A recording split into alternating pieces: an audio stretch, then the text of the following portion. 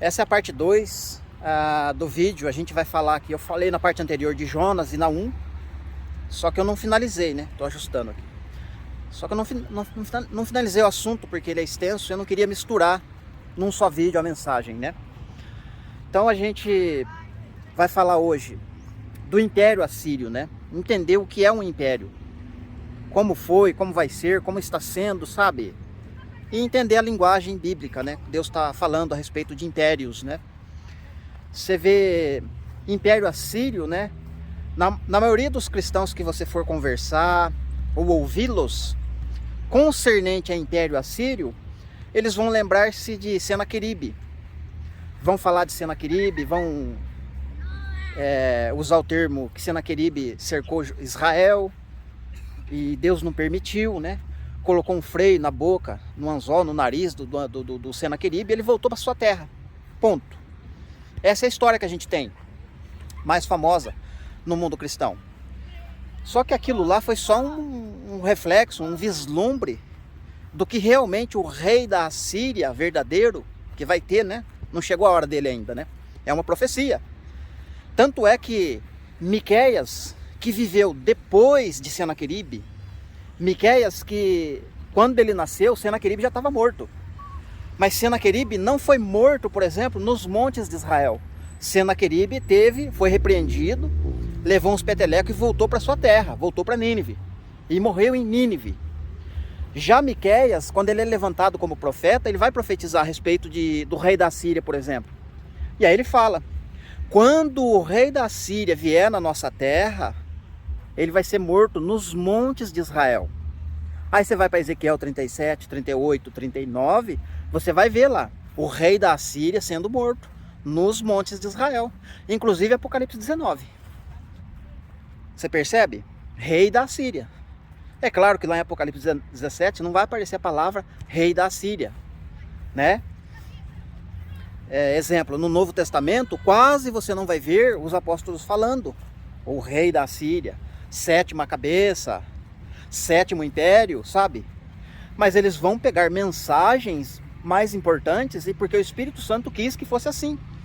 É uma programação do Espírito Santo em entregar uma mensagem para eles, onde nesta mensagem serviria de base cotidiana de vida, de santificação, mas ao mesmo tempo ela serve de recado, de aviso, de alerta para o tempo do fim. Você entende? Deus preferiu que fosse assim, né? E claro, e não teria como eles detalharem todos os profetas como a gente tenta fazer. Porque senão o Novo Testamento viraria uma repetição igual está nos profetas. Vai ler os profetas para você ver o tamanho da repetição que tem nos contextos. É justamente, talvez, não sei, posso estar enganado, para não causar um certo enfado em nós. Você imaginou se os apóstolos resolvessem fazer a mesma repetição que os profetas fazem em determinados pontos? Vocês entendem? Então, foi uma programação de Deus, né, para incutir uma mensagem que prepararia o homem, uma santificação, uma base para entender o Evangelho. Inclusive, depois dessa preparação, ele apenas pegasse uma frase dos apóstolos, fosse até um profeta e pegasse o profeta inteiro e entendesse a mensagem que o apóstolo está falando naquela frase. Essa é a ideia de Deus, porque ele quis assim. Porque isso faz a mensagem se tornar profunda. Você pegar uma palavrinha da boca do apóstolo, levar ela para os profetas e entender uma mensagem imensa, enorme. Isso é profundidade. E Deus quer que seja desta forma. Entende? Isso é o quê? Coisas, né, que estavam ocultas, mistérios que não tinham sido revelados e que os homens não estavam aptos ou preparados para ouvir, mas Deus se agradou em revelar pelo seu Espírito. Não de forma coletiva, mas de forma individual. Então quem propor no coração em buscar a Deus de todo o seu coração, vai encontrar, como está escrito. Achar-me-eis quando me buscardes de todo o vosso coração. Então qualquer trechinho da Bíblia que você abre, você vai encontrar o Senhor Deus ali, você vai encontrar o Senhor Jesus, e você vai pegar uma mensagem que ela vai entrar em harmonia com todo o contexto da palavra, ela não se contradiz. E quando você não faz isso, exemplo, e você fica dependente de um sistema, de um local, e você acha que só o pastor tem uma mensagem, você só é alimentado quando você está dentro de um prédio, de um local onde as pessoas estão ouvindo o pastor pregar, ainda que isso seja importante e é bom, né? Não é ruim. Melhor de vez em quando ouvir a palavra da boca do pastor do que não ouvir nunca, né? Que ficar em casa assistindo Big Brother, assistindo porcaria, Netflix, sei lá. Melhor então ir lá e ouvir o pastor pelo menos uma vez por mês, uma vez por semana, não sei. Mas mesmo assim, não é isso que Deus desejou para os seus filhos. Este não é o contexto que Deus tem para nós, entende? Então se você está indo em um local de reunião, beleza, ótimo, melhor do que, né? Mas Deus não reservou só isso para você, Ele tem muito mais. Então você precisa, por iniciativa própria, ir buscar Ele. Você entendeu? Deus não vai encher você do Espírito para você buscar Ele, não. É você que vai falar o tamanho da sua sede que você tem por Ele. E a partir disso você vai encontrar Ele, se você buscar realmente. E tem que ser de todo o coração. Não pode ser por uma espécie de barganha. Vou buscar Deus porque eu quero um carro. Eu vou buscar Deus porque eu quero trocar de casa. Vou buscar Deus porque eu quero casar. Vou buscar Deus porque eu quero ter filho. Vou buscar Deus porque é isso, entendeu? Ah não, eu vou buscar Deus porque eu quero parecer igual aquela pessoa que carrega a Bíblia, que vai no culto. Então não pode ter esse tipo de intenção no coração. Você tem que buscar Deus por aquilo que Ele é. E realmente querer entender as coisas dele, que estão escritas, os mistérios, por que Ele deixou daquela forma, sabe? Você dá de cara com um texto, por exemplo, Deus está zangado com as vacas de Bazã que estão pastando nos montes de Israel e de Samaria. Qual é a preocupação de Deus com vaca? Deus tem vaca? Por que Ele está irado, nervoso, profetizando juízo contra essas vacas? As vacas de Bazã? E o que Bazã tem a ver com Israel? Só porque as vacas são dos pastos de Bazã, elas estão nos montes de Israel ou em Samaria? E o que tem isso? Se o dono da roça, o dono da fazenda permitiu e tem alguém cuidando das vacas, deixa elas pastar onde elas quiser, comer grama, capinha, não sei. Ah não, mas é porque Deus está zangado com o leite que sai da vaca. O leite que sai da vaca, aí você vai entender o contexto. O leite que está saindo daquela vaca está oprimindo os pobres. Está enganando, está trazendo condenação para os povos. Está esmagando os necessitados. A justiça não está sendo feita através do leite que sai da vaca. Aí você tem que entender que os profetas estão falando de Israel que futuramente possuiria uma terra que mana leite e mel. Essa terra que mana leite e mel é Cristo. Cristo é que vai dar leite. Só que, dependendo da situação, o leite que você está tomando, ele está adulterado, ele está com algum problema, ele está oprimindo. Está deixando o povo oprimindo o povo. Deixando o povo em escravidão através do leite. Leite adulterado. Entende? Então as vacas, na verdade, é como se ele estivesse falando de prostitutas ou prostitutos que adulteram, que fazem comércio com a palavra, vendem a palavra, enganam as pessoas com a palavra, usando a própria palavra. Vacas de Bazã. Profundidade. Entende? Então é nesse aspecto, querido. Mas voltando ao raciocínio do início. Então, Miqueias foi levantado para profetizar contra a Síria, né? E Miqueias está falando que a Síria vai ser destruída. E inclusive o rei da Síria vai ser morto nos montes de Israel. Apontando para a última semana também. Ele está falando da última semana, né? O profeta Naum também fala da destruição, né? Tem uma mensagem lá no profeta Naum que eu esqueci de falar no vídeo anterior, com relação ao rei da Síria. Me fugiu agora, daqui a pouco eu lembro, eu falo. Então você tem o profeta Naum, você tem o profeta Jonas, você tem, por exemplo, Isaías. Isaías quase não fala, mas ele fala da Síria também. Ezequiel fala, os outros profetas falam. Só que tem uma mensagem de Isaías no capítulo 11, que ele diz assim, no capítulo 11 ele começa falando do tronco de Jessé, da raiz de Jessé, vai sair um rebento, um renovo. E fala de vários aspectos da primeira vinda de Cristo. Fala da segunda vinda, porque fala do milênio, né? Dos animais habitarem juntos, né? Sem um atacar o outro, sem um comer o outro, né? Falando assim de um tempo de paz do milênio mesmo, né? E lá por volta do verso 15, ele vai dizer uma mensagem assim. Deus, né, vai destruir totalmente o braço do mar do Egito. O braço do mar do Egito. Então é o mar do sul, né? Ou a besta do sul. São nações, entende? Nações que apoiam, nações que financiam, sustentam o Egito, que é o Ocidente. Então Deus vai destruir totalmente esses financiadores, esses apoiadores, esses aliados, braço do mar do Egito. E o Egito, a capital do Egito, ou a central do Egito é o rio Nilo. Assim como a central de Israel é o rio Jordão, que tem profecias, né? E a central de Nínive, que o Império Assírio, é o rio Eufrates. Então o rio Eufrates, né, tem 7 canais. O rio Jordão tem 7 canais. E o rio do Egito, que também tem 7 canais. Lembrei, o profeta Naum fala que Deus vai secar os canais do rio Nilo, tá? Canais no plural. Então o rio Nilo tem canais, o rio Jordão tem canais e o rio Eufrates tem canais. Então Deus vai destruir totalmente o braço do mar do Egito, isto é, canais, 7 canais. E toda vez que Deus está falando de 7 canais, Ele está falando da última semana. Porque na última semana você vai ver 7 igrejas, né? Lá no livro do Apocalipse. Você tem 7 canais do rio Eufrates. E você vai ter os 7 canais do rio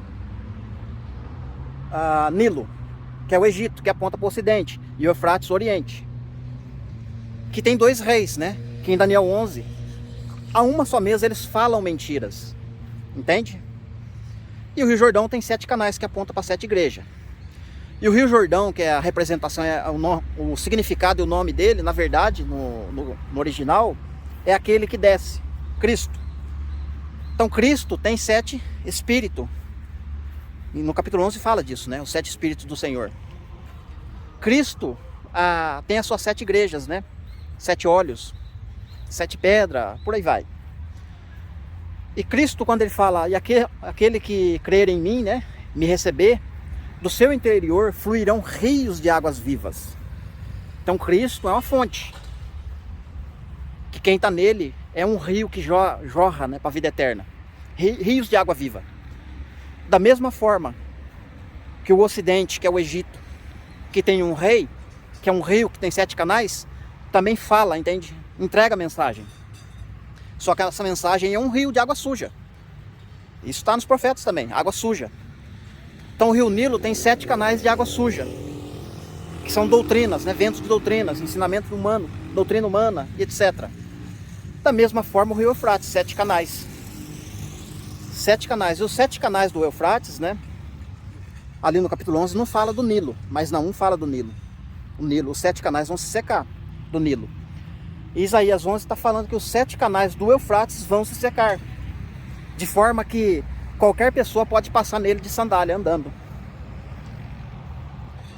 E quando você faz a soma de todos eles, né, você vai ter uma besta lá em Apocalipse, o dragão, que vai abrir a tua boca e vai sair um rio atrás da esposa.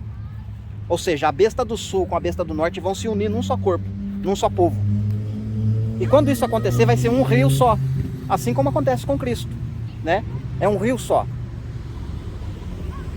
Eles vão então abrir a boca e soltar um rio de água suja, lamacento, como está nos profetas, né? Lama nas ruas, por causa que o rio encheu, transbordou. Lá em Isaías capítulo 8, Deus fala que o rio Eufrates vai transbordar as suas ribanceiras, água suja. E as ruas vão ficar como lama nas ruas, né? Sabe de enchente, que enche, fica tudo lagado? Aquela nojeira de coisa boiando, podridão. É exatamente essa ideia que Deus quer que a gente olhe. Quando você pega uma mensagem porca, uma mensagem nojenta, uma mensagem que não tem nada a ver com o Evangelho. que não está falando de salvação. Você percebe que é engano, você percebe que é doutrina de homem, de demônio. E você sente nojo, porque é lamacento, tá espalhado por toda parte. As ruas estão cheias de mensagens assim. Lama nas ruas, entende? E as pessoas estão bebendo dessa água, tanto do Nilo quanto do Eufrates. E essa água, Isaías capítulo 8 está falando que ela vai inundar a terra de Israel. E a terra de Israel é Cristo, não é aquela terra lá do Oriente que está lá, que está os judeus lá. Não é aquela terra, é Cristo, é a terra que manda leite e mel. Vai inundar e vai até o pescoço, de lama. O corpo inteirinho vai ficar submerso no meio das lamas. É claro, né? Tem que entender a mensagem, né? Mas eu estou me santificando, eu estou ouvindo a mensagem, eu estou me levantando. Como que eu vou estar sujo de lama? Não é isso. Aí você tem que entender as mensagens anteriores. Você tem que sair do alcance desses rios. Você tem que sair do alcance da Babilônia. Você tem que sair do alcance da prostituta. Aí você não vai se contaminar com esses rios, entende? Você não vai ficar bebendo dessa água aí. Entende? Então, o rio Eufrates, ele se seca. Estou falando da parte espiritual do rio Eufrates, mas ele vai se secar literalmente, assim como o rio Nilo. E o profeta Zacarias fala do rio Nilo se secando na literalidade também. E partes do mar, literal. E aí toca no espiritual com certeza, né? Os dois andam junto. Então você tem os 7 canais do rio Eufrates se secando. Como que se seca o rio Eufrates espiritualmente? Com seus canais. Quando Deus levanta as 2 testemunhas, elas começam a tocar trombetas, trazendo juízo para a terra. Danifica energia, danifica internet, danifica o ar, danifica, sabe, várias coisas. Então o poder do rei da Assíria, o poder do rio lamacento do Eufrates, o poder do rio, o rio Nilo, que é de Faraó, né, que está cheio de crocodilo. Então o crocodilo, não pense não que a mensagem do rio Nilo cheio de crocodilo lá, não fica só no literal não. O crocodilo, ele é um predador, né? Ele vive nos rios, ele come. Lá no contexto de Moisés, o crocodilo comia crianças, né? Os meninos, os primogênitos que nasciam, né? Os crocodilos iam e comiam. Assim é lá no contexto de Apocalipse 12. O dragão, que é a soma de um crocodilo com o rei da Síria, que é a besta do norte, né? A besta do mar. A besta do mar é o crocodilo, que está no sul. E a besta da terra, né? Que está tipificado num falso profeta que vem do norte, abre aspas, tem que entender. Vou ter que pôr isso na lousa, tá, queridos? Que na mente de vocês vai ser difícil encaixar isso. Então a soma das 2 bestas, né, vai dar num dragão. Você vai ter um dragão formado, com 7 cabeças. Esse dragão, quando ele abre a boca, solta aquele rio de água suja atrás da esposa, né? A fim de arrebatar e a fim de engolir, devorar o filho varão. Então o crocodilo, comendo crianças no Nilo, na época de Moisés, saída, contexto do Êxodo, e a mensagem do deserto fala do último Êxodo, que é o contexto do dragão querendo comer o filho varão, primogênito, que nasceu. Deu um cumprimento parcial na primeira vinda de Cristo, que ele nasceu, Herodes queria comer ele, mas ele foi para o Egito, ele fugiu.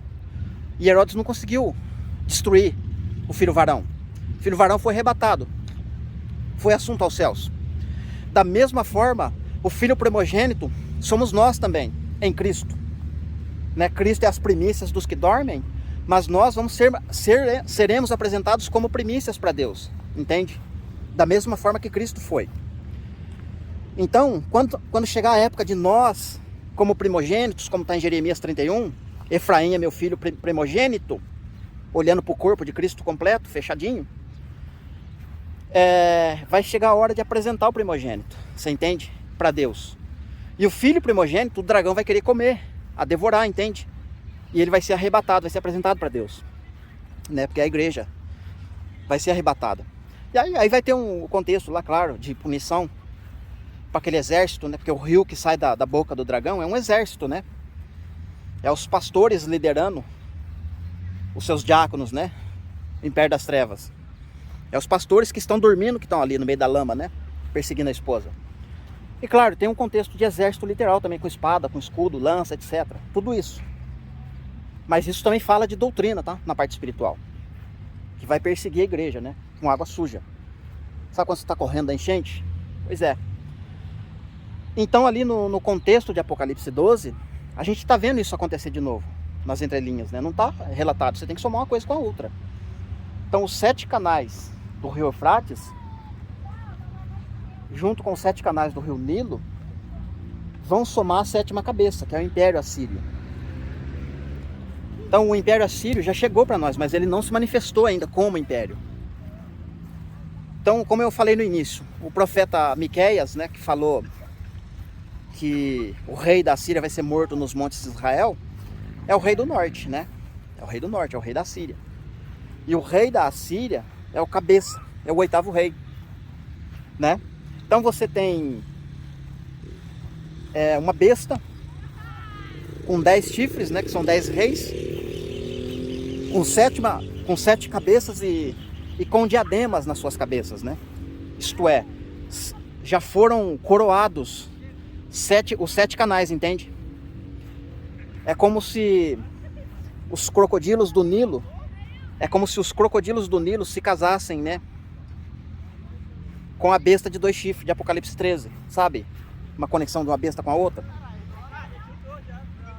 Até mesmo ali no livro de Jó, se você quiser também fazer essa conexão, né? Do Behemoth com a besta do mar, né? Com o dragão. Dá na mesma, né? Então a soma dos dois vai dar 7 cabeças. Uma besta com 7 cabeças. E uma prostituta em cima ainda. Da 7ª cabeça. E é a prostituta que domina tudo. É ela que carrega. Você entende? É ela que está na cabeça, porque ela... É como se ela estivesse comandando o pescoço, entende? É ela que dita as regras para onde ir, para cá, para lá, sabe? Ela é o cabeça, né? Ou tá na cabeça, entende? Buzinando no ouvido ali do marido. Que bagunça, que salada, Senhor da glória. Então você tem a 7ª cabeça, entendendo que ela não chegou ainda, que é o Império Assírio, que a gente entende que é a ONU. Hoje só tem 5 nações na ONU. Mas a gente sabe, a gente acredita que haverá um momento, alguma coisa vai acontecer nos nossos dias, que a ONU vai ter 10 nações ali com poder. E quando chegar essa hora de 10 nações, a gente sabe que é o Império Assírio formado. Entende? A gente sabe que é o Império Assírio. É que é dali que vai sair o rei da Síria. É dali que ele vai vir. Entende? É dali que vai... Como é que se diz? Vai desencadear um monte de profecia, de cumprimento de profecia, uma em cima da outra.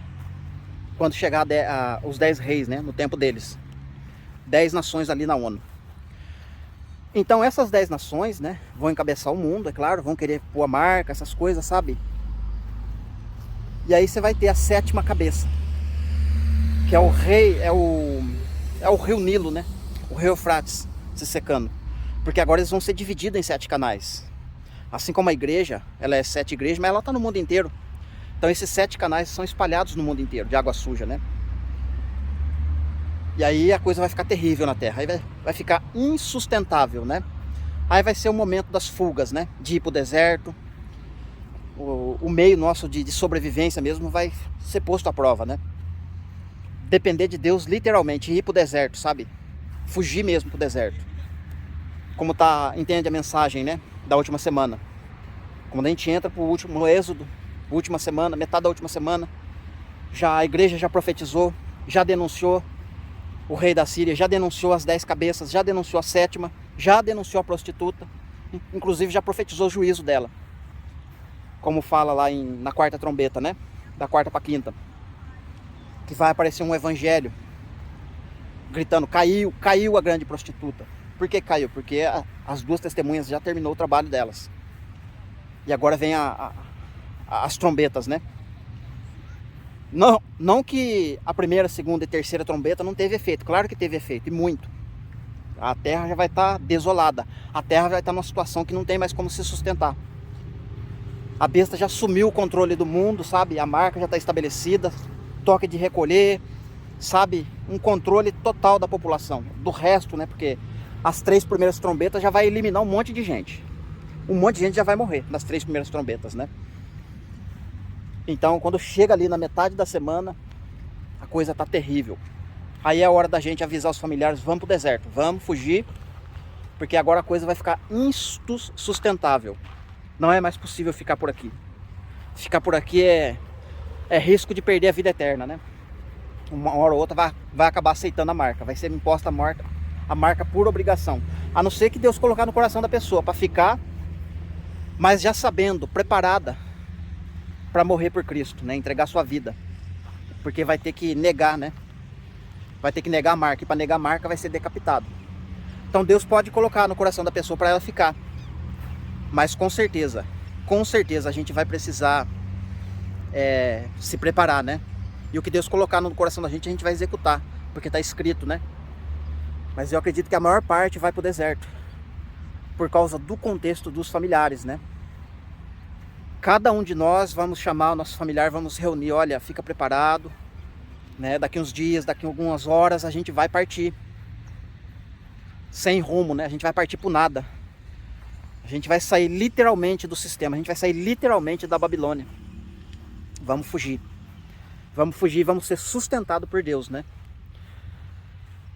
Beleza, queridos? Então, finalizando aqui essa parte, mas ainda quero colocar aqui um trecho na lousa, explicando aí a sétima cabeça, a besta da terra, a besta do mar, sabe? Tudo isso colocado na lousa com as informações e fazendo acréscimo sobre esses dois vídeos, né? Envolvendo aí o profeta Naum, o livro do Apocalipse, Miqueias e qualquer outro profeta que entrar, né? Para engajar nessa mensagem. Porque todos eles estão profetizando, todos eles estão falando desta mensagem, né? E Deus deu a mensagem para os seus profetas em ângulos diferentes, justamente para nós fazer a soma de um com o outro, de A mais B, para chegar num consenso, né? De uma mensagem única e na revelação plena. E isso, quando você consegue enxergar, seu coração é cheio de certeza do que você precisa fazer, o que você precisa falar, sabe? Você se sente direcionado realmente por Deus. Porque você vai cair lá naquele contexto que Pedro fala. Quem dá ouvido nas santas palavras dos profetas e quem observa as palavras dos profetas, né, tem seu caminho iluminado. É como uma candeia que clareia no meio da escuridão. Serviria até de contexto para aquele vídeo anterior que eu falei de sair da Babilônia, de João 10. Quando você ouve as santas palavras dos profetas e dá crédito, e entende aquelas palavras, seu caminho é iluminado. Você não é enganado. Você sabe o que tem que fazer, você sabe o que você precisa falar. Você não fica com o pé atrás, e agora, vou congregar ou não vou? Será que eu estou tendo comunhão ou não? Será que Jesus vai me perdoar? Não estou dando dízimo. Será que eu não estou... Faz tempo que eu não participo do culto Santa Ceia. Será que eu estou errado? Sabe? Essas coisas você não coloca mais na balança. Porque a mensagem central entra no teu coração, ela preenche todos os espaços vazios. Você não fica com dúvida. Você sabe que todas essas coisas são importantes, mas elas são fichinhas perto da realidade da mensagem central que nas entrelinhas Pedro está destacando para nós. De ter o caminho iluminado, você entende? Ter caminho iluminado não é você estar em obediência com o sistema, com a Babilônia, com a prostituta. Ter o caminho iluminado é estar em obediência com o santo de Israel, que é Jesus Cristo. É uma coisa totalmente diferente e distinta, você entendeu? De obediência. Por isso que em outro dia eu quero gravar também a respeito de obediência, né? Com relação ao evangelho. Quando os apóstolos mesmo frisam, né? Se quem não obedece esse evangelho, se quem não obedece essas doutrinas, né? Se essa parte deles, sai do meio deles, ou tira essa pessoa do meio de vocês. Pra gente entender, né? Que a obediência aos santos de Israel não tem nada a ver com a obediência com o sistema, com as coisas que são impostas, né? No mundo gospel, no mundo religioso. Que no caso seria tudo isso que eu falei aqui no vídeo, né? Ou você está nadando junto com o crocodilo do rio Nilo, ou você está no rio Eufrates, né? Nadando ali na água suja, bebendo aquela água, e quem sabe até nas entrelinhas você está gritando aqueles gritos que são ouvidos, né? Lá no leito do rio Eufrates, né? Que são anjos aprisionados. Cada um tem uma história, um contexto, né? Mas talvez seria um aspecto de vislumbre para nós de uma antecipação do gemido de quem pode morrer dentro daquele rio. Você pode morrer junto com os jacaré no rio Nilo, e você pode morrer lá no meio do Eufrates. Ser sepultado lá, sabe, no meio da lama. E aí você vai gemer, porque a palavra diz que quem faz parte de tudo isso, né? Ali vai haver choro e ranger de dente, né? Vai ter gemido ali. Então, de repente, o rio Eufrates, né? Aqueles personagens que são 4, que estão amarrados, né? Presos, né? E estão gemendo, fazendo barulho lá, sabe? É como se fosse uma parábola de Deus para nós, olhar para aquilo e falar, olha, eu posso morrer ali, né? E no futuro bem próximo eu vou gemer ali. Ou você pode morrer no rio Nilo e ser comido pelos crocodilos, né? Entende? Amém, queridos? Mensagem fecha aqui. Tem mais coisa para falar, mas eu quero pôr na lousa também. Acho que vai ficar bacana um vídeo na lousa, explicando com mais detalhe, né? Acrescentando aí algumas coisas, porque eu sei que é confusa a mensagem para você falar de uma besta com 10 chifres, que ela é besta do mar. Depois uma outra besta da terra com 2 chifres, né? Tem aparência de cordeiro, mas fala como dragão, né? Que é um falso profeta. Então a gente precisa colocar isso na lousa e ir fazendo revisão, sabe? Fazendo revisão, fazendo repetição, como os profetas fazem.